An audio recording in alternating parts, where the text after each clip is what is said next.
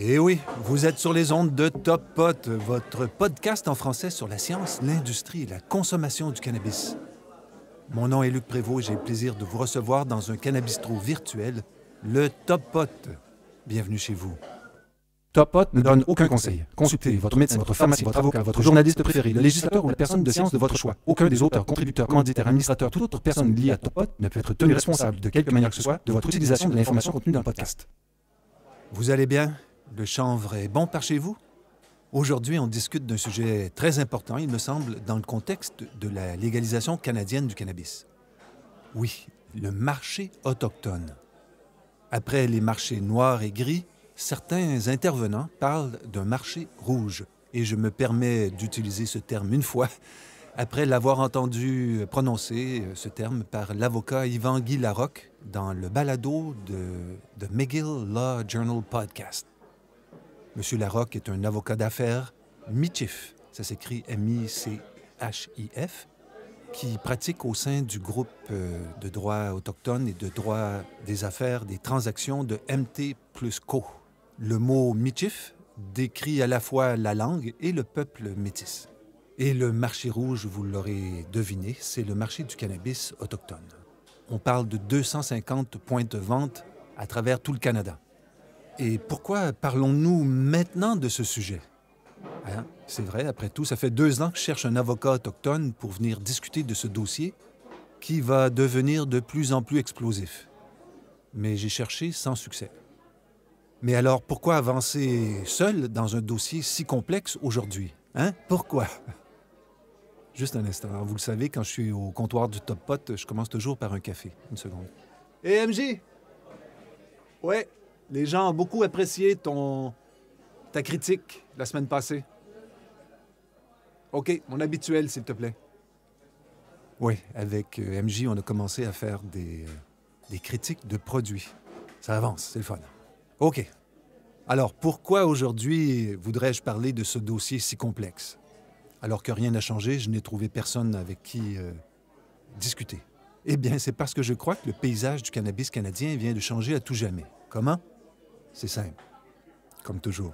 C'est un groupe de commerçants de la Colombie-Britannique qui a déclaré qu'ils ont souffert et continuent de souffrir d'une perte de jouissance de la vie et qu'ils ont souffert et continuent de souffrir de troubles émotionnels et de détresse mentale à cause de l'existence des marchés de cannabis des Premières Nations. Ce sont les mots utilisés en anglais, évidemment, dans le document officiel. Ces revendeurs de cannabis viennent de plusieurs régions de la province et leur plainte est déposée contre la province de la Colombie-Britannique, contre le procureur général de la Colombie-Britannique et ainsi que l'unité de sécurité communautaire. Les avocats qui ont rédigé les documents pour les plaignants semblent avoir littéralement passé les 40 dernières années sur une autre planète. Et ils utilisent le terme réserve indienne pour décrire les gens visés par la plainte civile. Alors, les avocats rédacteurs de la plainte utilisent les termes « illicit retailers », soit « détaillants illicites » en français. Évidemment, on entre dans un territoire miné par l'histoire telle qu'écrite par les gagnants. Les Autochtones sont souverains sur leur territoire, oui ou non? Tous les textes de loi disent oui à cette question. Alors, comment peut-on parler de détaillants illicites? Et comme entité souveraine, pourquoi les Premières Nations n'ont-elles pas été consultées lors de la rédaction de la loi sur le cannabis? Je vais vous donner un exemple assez robuste de ce genre d'oubli, mais dans notre cours à nous au Québec. Juste un instant. Merci, MJ.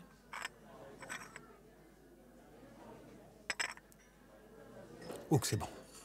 Donc, je disais que j'allais vous donner un petit exemple de ce genre d'oubli, mais un exemple québécois. Alors, au Québec, le parti politique Québec solidaire est accusé par les gens de droite de tous les maux. Trop à gauche, trop social, trop indigéniste, trop ci, trop ça. Si vous êtes québécois, vous connaissez bien le dossier. Et alors? Je vais, pour les besoins de la cause, citer texto un article de Fanny Lévesque, publié par le journal La Presse le 8 octobre 2021. Les co-porte-paroles de Québec solidaire Manon Massé et Gabriel Nadeau-Dubois étaient de passage dans une librairie de Wendake vendredi matin pour proposer la création d'une loi sur les langues autochtones qui serait élaborée entre le gouvernement québécois et les 11 nations autochtones. Mais voilà que quelques minutes après l'annonce, le grand chef de Wendake, Rémi Vincent, a écorché Québec solidaire dans une publication sur Facebook. Québec solidaire a procédé à une annonce à Wendake ce matin sans avertir la nation Huron-Wendat. Un manque de respect flagrant. La nation Huron-Wendat tient à mentionner que le Conseil national autochtone de Québec solidaire et les positions exprimées par celui-ci au nom de Québec solidaire ne peuvent en aucun cas constituer une consultation, écrit le chef Vincent. Seules les communautés ou les nations ont l'autorité de se prononcer sur nos langues et de façon encore plus globale sur toutes les questions relatives à nos cultures, a-t-il notamment ajouté. Fin de la citation. Ben oui. Hein? Le plus indigéniste des partis politiques québécois fait des projets pour les Autochtones sans les prévenir à l'avance. Ils sont remplis de bonnes intentions, ces gens-là, pourtant. Hein? Pourquoi en serait-il autrement au niveau fédéral avec les Autochtones qui ont tous les droits pour faire respecter leur souveraineté? Pourquoi la loi sur le cannabis serait-elle différente des autres lois dans ce cas-là? Pourquoi les Premières Nations visées par la poursuite ne seraient-elles pas aussi souveraines dans leur droit de cultiver, transformer et vendre du cannabis? Non seulement la question se pose, mais les tribunaux auront bientôt à y répondre. Je ne vais pas aujourd'hui vous refaire le coup de la proclamation royale de 1793, ni celui de l'article 35 de la Constitution canadienne qui reconnaît et affirme les droits des Autochtones, et je ne vais pas non plus vous faire le coup de l'article 83 de la loi sur les Indiens. Je ne vais pas non plus vous rappeler en détail la Déclaration des Nations unies sur les droits des peuples autochtones qui stipule que les peuples autochtones ont le droit de disposer d'eux-mêmes. Même la section 119 de la Cannabis Control and Licensing Act de la Colombie-Britannique prévoit de négocier avec les Autochtones de la province là-bas. Alors, les peuples autochtones n'ont pas vraiment été consultés lors de la préparation de la loi fédérale sur le cannabis. Pas de vraie consultation, même si tout le personnel politique canadien connaissait déjà très bien le dossier des cigarettes de tabac. En fait, les Autochtones canadiens ont même produit un document avertissant le gouvernement de l'absence de vraie consultation avant l'adoption de la loi en 2018. Par contre, vu du Québec, et sans connaissance pointue du sujet, la Colombie-Britannique semble agir avec discernement. Cette province semble très proactive et elle est d'ailleurs parvenue à un accord avec une Première Nation de William Lake à la fin de 2020. À l'époque, Kirk Dressler, le directeur des services juridiques et corporatifs de cette Première Nation, disait « Nous maintenons toujours que les Premières Nations devraient avoir une plus grande autorité sur la vente au détail du cannabis sur les terres des Premières Nations. » En quelque sorte, il s'agissait d'une entente sous protêt.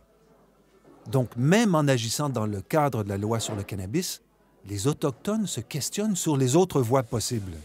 On va donc, dans cet épisode, aujourd'hui, le 104e, faire le tour des différentes initiatives au Canada pour voir que rien n'est simple.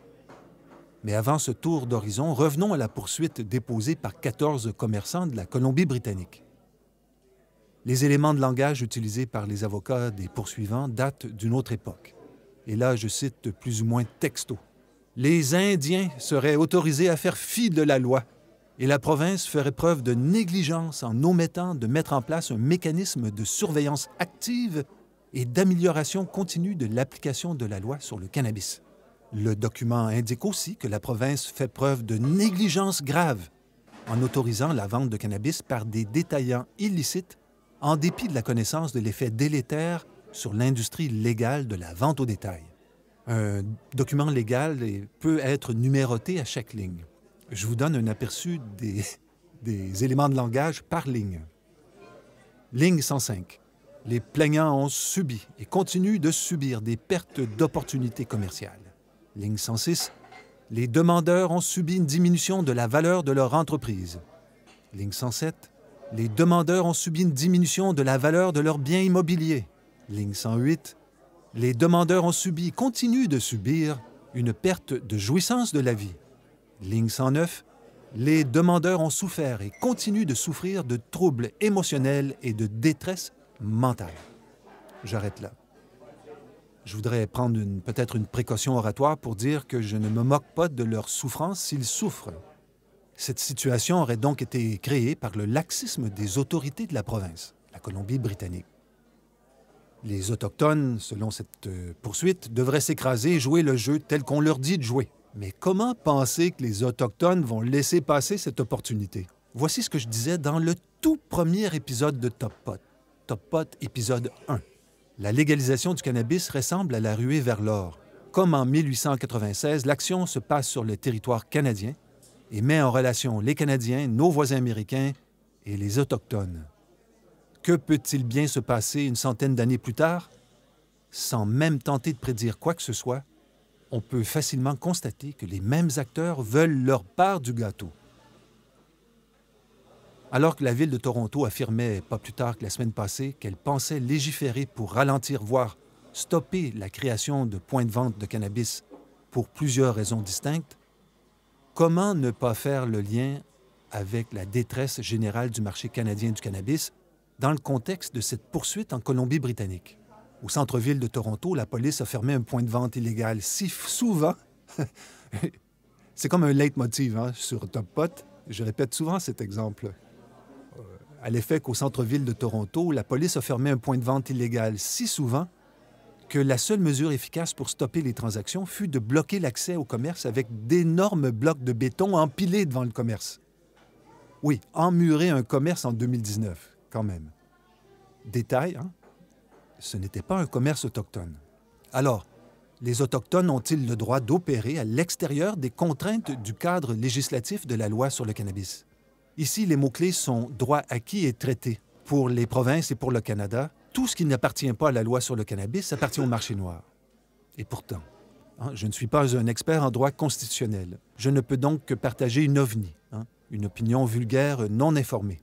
Personnellement, je crois que les Autochtones vont gagner cette bataille à long terme. Pour l'instant, les gouvernements font semblant de tolérer cette situation. Les médias n'insistent pas. La police, elle cherche ailleurs parce que c'est plus simple et mieux éclairé. On peut tous, par contre, convenir que l'activité sur les territoires autochtones induit une pression à la baisse sur les prix du cannabis. Cependant, tout le monde s'entend pour dire que l'expérience d'achat dans un commerce sur le territoire autochtone ressemble beaucoup à ce que les gens souhaitent.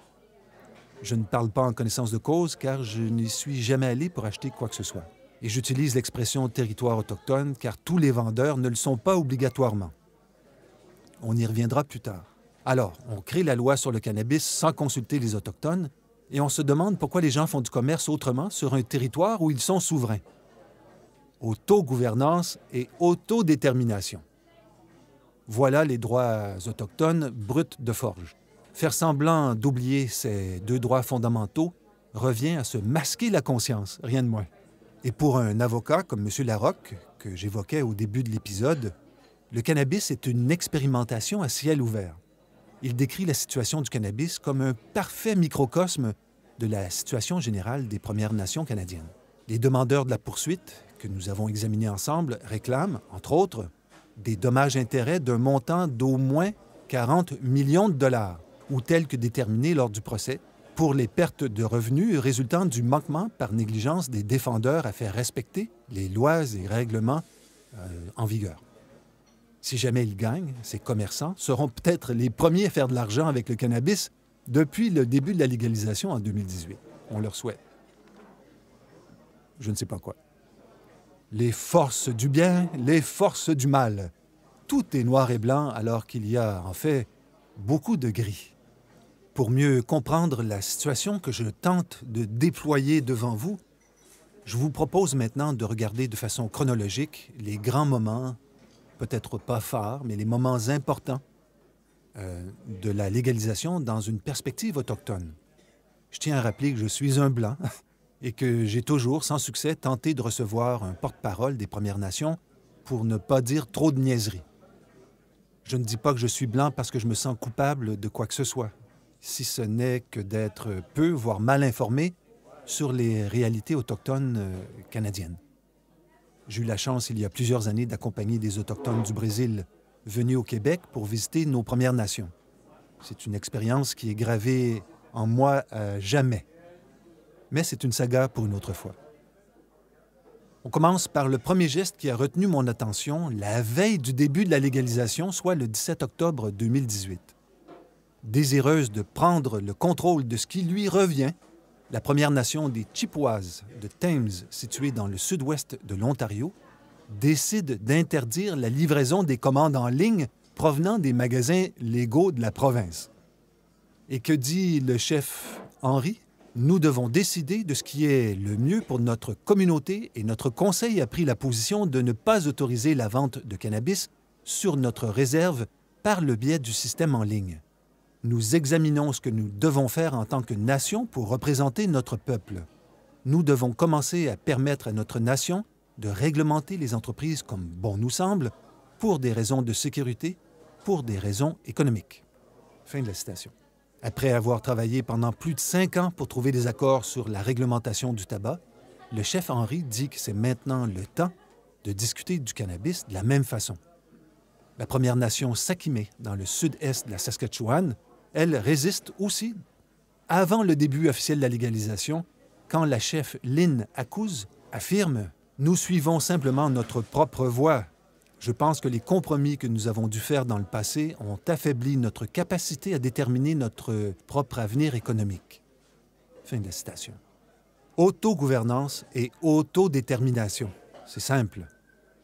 Toujours en 2018, sous la plume de Fanny Lévesque, la presse publie un article qui dit que la communauté Mohawk de Kanawake étudie la possibilité d'établir sur son territoire une usine de production de l'entreprise Canopy Growth. 75 jobs. C'était la promesse. Mais la licence au premier établissement de culture de pot à des fins médicales, détenu et exploité par des Autochtones, arrive quelques jours plus tard, dans la vraie vie. Pas une promesse.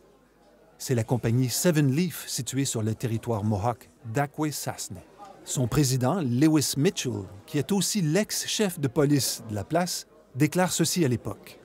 L'équipe de Seven Leaf est profondément enracinée dans la communauté d'Akwesasne.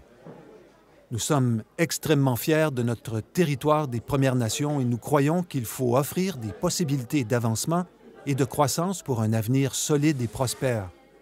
Nous créons des emplois de qualité où nos diplômés des collèges et des universités ont quelque chose à faire chez eux. Fin de la citation. Évidemment, ce type de déclaration apparaît partout à travers le Canada pour témoigner de la résolution des peuples autochtones. Mais autogouvernance et autodétermination, cela peut vouloir dire aussi l'inverse. Et là, on retrouve le journaliste Christopher Curtis, qui était encore à la Gazette en 2018, au moment où il a publié un article intitulé « Est-ce vraiment la volonté du peuple de voir le cannabis cultivé et vendu sur le territoire Mohawk? » Curtis donne la parole à Kenneth Deere, un aîné membre de la Maison Longue iroquoise qui s'oppose au cannabis non médical à Kanawake, alors qu'au même moment, le Conseil des Mohawks de Kanawake est sur le point de déposer une loi pour réglementer sa vente. « Nous appelons ces substances des changeurs d'esprit, dit M. Deere. Nous sommes d'accord avec l'utilisation du cannabis à des fins médicinales, mais pas à des fins récréatives. » Autogouvernance et autodétermination. Ça peut être tout et son inverse. En Saskatchewan, la Première Nation Musqueam décide en 2018 de créer sa propre réglementation du cannabis. Le ministre de la Justice de la province, M. Don Morgan, exhorte la Première Nation à cesser la vente du cannabis. Si quelqu'un crée un magasin de revente de cannabis sans permis provincial, dit-il, ce ne serait pas légal, ce ne serait pas autorisé. M. Morgan, autogouvernance et autodétermination. Cela me fait penser au chef de police de la Ville de Québec, je crois, qui exhortait les consommateurs québécois à conserver leurs factures pour prouver que leurs achats venaient bien de la SQDC. OK. Dès le mois de novembre 2018, les Autochtones de la nation Tsuut'ina, dans une démonstration publique de force, mais tout en douceur, eh bien, ils organisent la première conférence du Canada sur le cannabis et les peuples indigènes, le National Indigenous Cannabis and Hemp Conference. Voici ce que le chef Lee Crowchild avait à dire à l'époque. Et là, je le cite. « Les avantages sociaux, économiques et sanitaires auront un impact sur chacune de nos communautés pour les générations à venir. Il est important que nous soyons tous pleinement informés de la manière dont la légalisation du cannabis affectera nos communautés, qu'il s'agisse de la santé et de la sécurité, des avantages économiques, de nos droits issus des traités ou de notre souveraineté. » Fin de la citation. En 2019, toujours Christopher Curtis, il profite d'une intervention télévisée de Richard Martineau pour remettre les pendules à l'heure. Martineau utilise tous les bons mauvais mots pour être sûr de blesser le plus de monde possible. Il parle de la Rive-Sud comme d'une zone de non-droit où l'on vend de la drogue.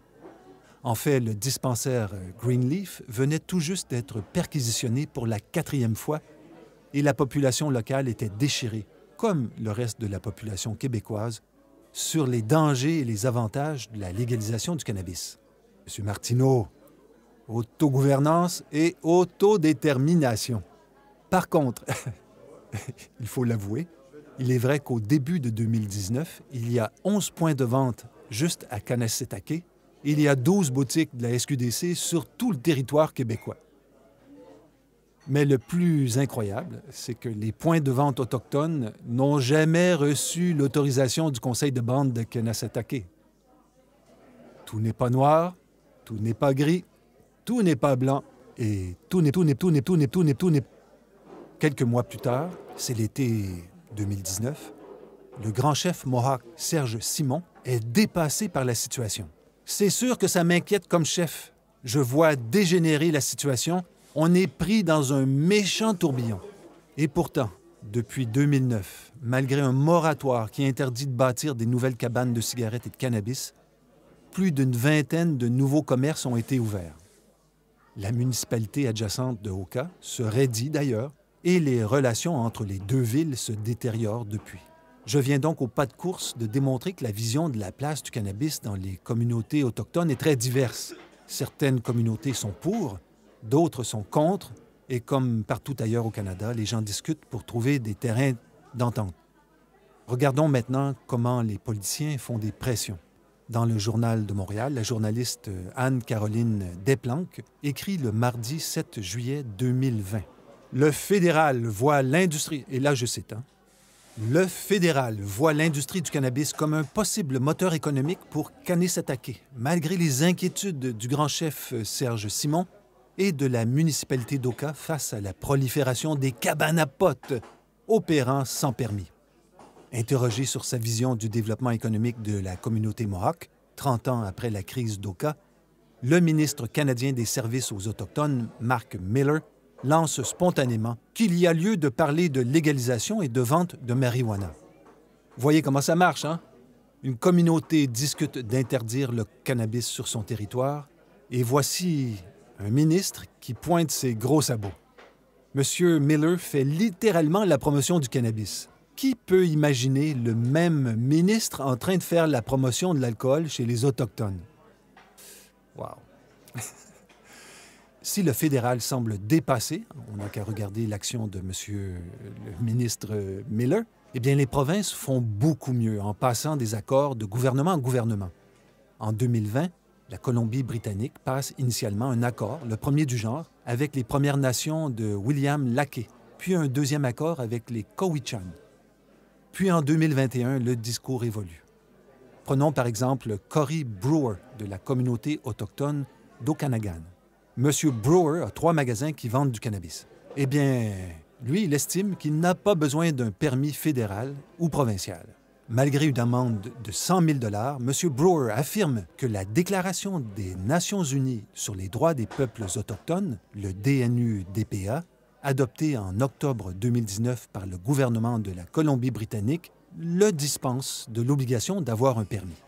L'avocat Yvan Guy-Larocque, dont je parlais au début de l'épisode, a une autre interprétation de la DNU-DPA. Selon lui, la DNU-DPA couvre des droits collectifs et non des droits individuels. Là, je le cite, « Il y a des droits dans la déclaration qui, mal interprétés, peuvent donner aux individus qui sont autochtones un faux sentiment de sécurité en leur faisant croire qu'ils ont plus de droits que les autres citoyens canadiens en matière de développement économique et d'entreprise. » Fin de la citation. Je l'ai dit, je le répète, les Autochtones ne sont pas un bloc monolithique. Autogouvernance et autodétermination ne veut pas dire que tout le monde pense la même chose. Toujours en 2021, plusieurs Premières Nations en Saskatchewan ouvrent des commerces de cannabis sans demande de permis. Ira MacArthur, le chef de la communauté de Pheasant Rump, a une formule choc. Sur le territoire de leur communauté, la Saskatchewan n'existe plus. Fini les compétences provinciales. Voilà des gens qui veulent opérer à l'extérieur du cadre de la loi sur le cannabis fédéral. Je ne dis pas qu'ils ont tort ou qu'ils ont raison. Je dis qu'ils se croient en droit de le faire. Autogouvernance et autodétermination, voilà qui leur donne tout de même des droits réels. Prenons le cas du Conseil Mohawk de Kahnawake, qui annonce en juillet 2021 la signature d'un protocole d'entente avec Santé Canada, qui permet au Conseil d'établir ses propres lois et règlements concernant la production et la vente de cannabis sur son territoire. Il s'agirait du premier accord qui établit une relation officielle entre une Première Nation et le gouvernement fédéral en ce qui concerne la culture du cannabis. Vous allez voir, c'est simple, mais c'est brillant. Kahnawake va réglementer et exploiter légalement l'industrie du cannabis sur son territoire sans l'aide de Santé Canada. La loi sur le contrôle du cannabis mise en place considère que le permis de Santé Canada est temporaire, le temps d'acquérir une expertise autochtone. Partout au Canada, il y a des situations similaires. Je ne vise pas à l'exhaustivité. Je voulais simplement ou uniquement partager des faits qui démontrent clairement que la position des Premières Nations face au cannabis n'est pas un bloc monolithique, mais bien une mosaïque d'opinions et d'intérêts, exactement comme dans le reste de la population canadienne. En janvier 2022, la Colombie-Britannique désire lancer le BC Indigenous Cannabis Product, le BCICP. C'est un programme d'espace d'étagère réservé pour les Autochtones. Il s'agit d'un programme qui encourage uniquement les producteurs autorisés qui ont intégré le système de Santé Canada et dont au moins 51 des parts sont détenues par des Autochtones. Est-ce qu'un programme similaire existe à la SQDC pour les microproducteurs québécois? Je ne crois pas. Ça serait bien, par contre. Alors, signe que les choses changent, c'est aussi en janvier 2022 que des commerçants autochtones ont commencé à se plaindre de la compétition illégale sur leur propre territoire. Toujours en Colombie-Britannique, sur le territoire de Splatsin, l'Autochtone River Johnson affirme que sa communauté est envahie de commerces dont les propriétaires qui ne sont pas autochtones ne veulent pas se conformer aux lois en vigueur. Elle traite ces commerçants de criminels, d'ailleurs. Dans une ville de moins de 3000 habitants, 12 boutiques de potes, ça fait beaucoup. Madame Johnson, par ailleurs, a dû fermer sa boutique. Il est quelle heure, là? Oh, juste un instant, c'est l'heure. Eh, merci, MJ, hein? T'es sous? On se reparle. OK. On a plus ou moins bouclé la boucle. Je le disais au début de l'épisode, un groupe de détaillants de cannabis a intenté une action en justice contre le gouvernement de la Colombie-Britannique pour ce qu'il considère comme un manquement à l'application de la réglementation de la province. Évidemment, je vais suivre pour nous cette poursuite au cours des prochains mois, car elle pourrait avoir beaucoup d'impact à travers tout le Canada. Au moment précis, au moment même où j'allais rentrer en studio pour enregistrer le 104e épisode de Top Pot, l'actualité nous fait un cadeau. Autogouvernance et autodétermination, c'est merveilleux. Mais ça peut pincer aussi, et c'est très bien comme ça.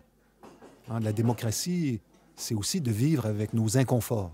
Je viens tout juste de voir passer un article du quotidien anglophone de Montreal Gazette. Le sujet n'est pas le cannabis, mais vous allez reconnaître un autre microcosme, celui de la loi 96. Selon Wikipédia, la loi sur la langue officielle et commune du Québec, le français, communément appelée la loi 96, est un projet de loi déposé à l'Assemblée nationale du Québec le 13 mai 2021 par le député caquiste et ministre responsable de la langue française, Simon Jolin-Barrette. Le projet de loi, s'il est adopté, apporterait des modifications à la Charte de la langue française, communément appelée la loi 101, ainsi qu'à plusieurs autres lois en vigueur. Alors, que dit cet article de la Gazette? Et là, je traduis texto.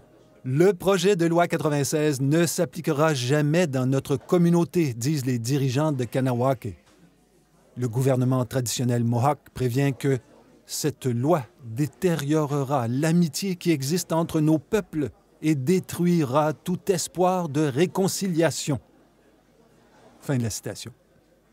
Autrement dit, Pour reprendre la formule de Ira MacArthur, le chef de la communauté de Pheasant Rump, sur le territoire de la communauté de Kanawake, le Québec n'existe plus. Autogouvernance et autodétermination. Cela me fait spontanément penser à une des plus belles chansons du répertoire brésilien, A Dança da Solidão, la danse de la solitude.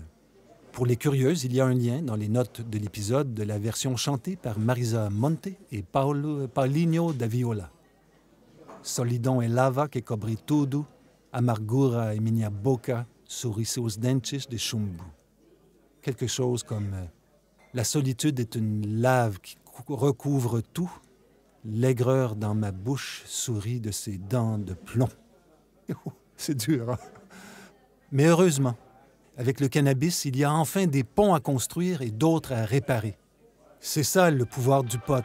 On n'allume pas des bombes, mais des pétards. Et voilà, c'était le 104e épisode de Top Pot. Questions, commentaires, critiques, n'hésitez pas à m'écrire, lucprévost@hotmail.com. Je vous remercie pour vos partages, votre écoute et vos suggestions. Allez, bonne semaine, beaucoup de bien-être et bon chanvre.